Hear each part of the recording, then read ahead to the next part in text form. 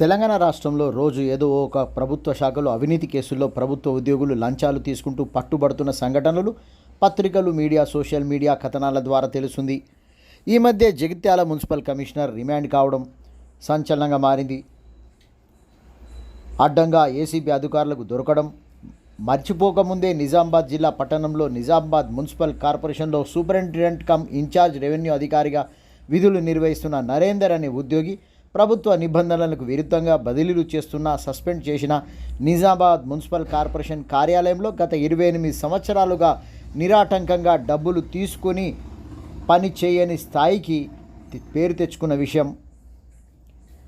డబ్బులు తీసుకుంటేనే పని చేస్తా అనే కమిట్మెంట్తో నరేందర్ ఉన్నట్లుగా సమాచారం. ఇంట్లో, కిచెన్లో, బంధువుల ఇండ్లలో ఏకకాలంలో ఏసీబీ అధికారులు దాడులు నిర్వహించిన సంగతి ఇప్పుడు రాష్ట్ర వ్యాప్తంగా సంచలనంగా మారింది. ఏసీబీ అధికారులు గత సంవత్సర కాలంగా నిఘా వేసి ఉంచిన విషయంలో పట్టుబడిన తర్వాత బయటకు వచ్చింది. దాడులు నిర్వహించగా కోట్ల రూపాయల నగదు, బంగారం, పలు పత్రాలు దొరికిన నగదు లెక్కించడానికి 4 నోట్ కౌంటింగ్ మిషన్లతో లెక్కించినట్లు సమాచారం.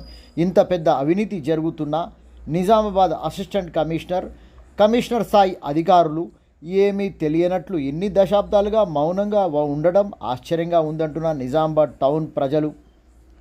ఇప్పటికే కొన్ని వేల మంది నరేందర్ బాధితులు. ఇలాంటి వారితో ప్రజాధనం లూటీ అవుతుందని కఠినంగా శిక్షించాలని కోరుతున్నారు.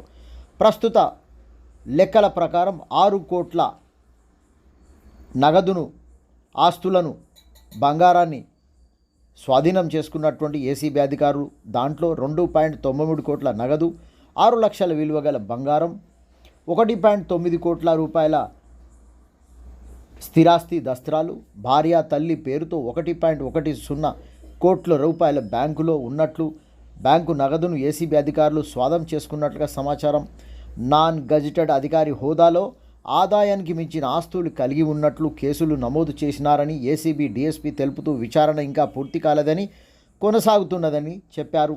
నిజామాబాద్ ప్రజలు నరేందర్ లాంటి ఎందరో రాష్ట్ర మున్సిపల్ శాఖలో ఎందరో ఉన్నారని, వారిని ప్రభుత్వ ఖజానాకు రావాల్సిన నిధులన్నీ అడ్డుకుంటూ అతి తెలివితేటలు ప్రదర్శిస్తూ స్వలాభాపేక్షతో రాష్ట్ర అభివృద్ధికి నిరోధకులుగా మారుతూ దేశద్రోహులుగా మారుతున్న వారిని సమాజం, ఏసీబీ, విచారణ సంస్థలు, నిఘా సంస్థలు గుర్తించి ఉద్యోగాల నుండి శాశ్వతంగా తొలగించి సంస్థలను కాపాడాలని సంఘ సేవకులు, పలు బస్తీవాసులు అసోసియేషన్లు డిమాండ్ చేస్తున్నాయి.